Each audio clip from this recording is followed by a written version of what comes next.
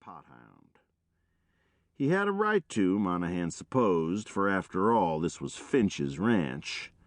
But nothing ever graveled Monahan quite so much as to have someone sitting around idly on his fat haunches and watching him work. The easy breeze carried with it a sharp breath from the panhandle to the north. Monahan shivered as the chill touched him. He picked up the crowbar and began chipping again. Hard muscles swelled tight within the rolled-up sleeves as the bar battered its way downward. This was a real come-down for Monahan. Once he'd had a ranch of his own down in the South Texas brush country, and there had been a time when he might have been too proud to do this kind of work. But a long, hard drought can make a man do things he never thought he would. Doug Monahan was young yet, with a glint of red in his hair and whiskers to go with the Irish name. He had blue eyes that could laugh easily, or could strike quick sparks, like the strong iron bar that bruised its way into the resisting earth. Finishing the hole, measuring it by a ring he had painted 30 inches up on the bar, he walked to a small stack of cedar posts. He picked one and dropped it into the hole. He stood it straight, sighting across its axe-hewn top to hard-set posts which stretched out of view up over the hill.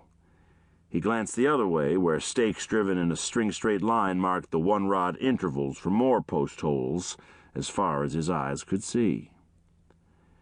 He watched rangy longhorn cattle plod along in single file down a hoof-worn rut that had had its beginning with the buffalo. Headed for water, they followed an ancient trail that tomorrow would be blocked forever by these shining red strands of wire. "Company coming yonder, Doug." Stub Bailey was pointing to 4 riders who topped the hill and came down in an easy trot, following the new fence. Stub was a short, thick-set, happy-eyed man Doug had picked up over in Twin Wells, and as good a hand as he'd ever run across. Monahan's glance touched the rifle that leaned against the pile of new-cut posts.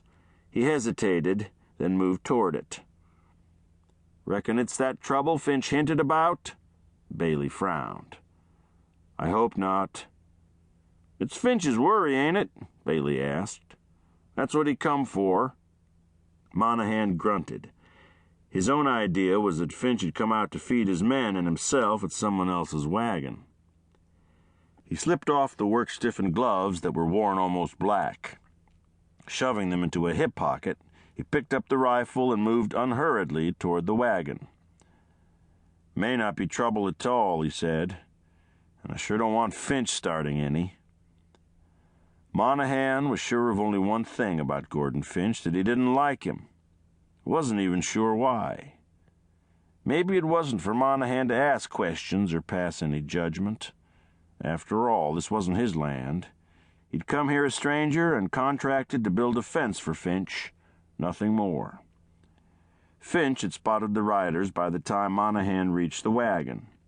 He stood up lazily, squinting, trying to see clearer. He kept sipping the coffee. Monahan suspected he'd laced it from a bottle in his coat pocket. "Couple of my boys," Finch said in a gravelly voice that had a perpetual belligerence about it. He had a way of always sounding angry. "Bringing somebody in." Finch's shoulders were a little stooped, and a soft paunch was beginning to push out over his belt. He had the florid face of a man who drinks too much and doesn't work enough to stay healthy. He could talk loud and make strong promises, as he had when Monahan agreed to take the fencing job.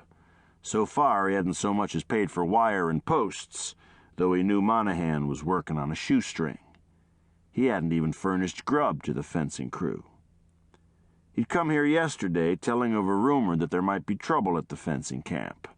Not everybody liked this barbed wire. "You just go right on putting up fence," Finch had said. "We're here to protect you." Finch's men had done some scouting around, but all Finch himself had done so far was protect the chuck wagon. Monahan saw worry in old Paco Sanchez's black eyes. Paco dropped a hot Dutch oven lid back over browning biscuits and wiped his dark rheumatic hands on a flour sack apron. His troubled gaze dwelt on the approaching rider.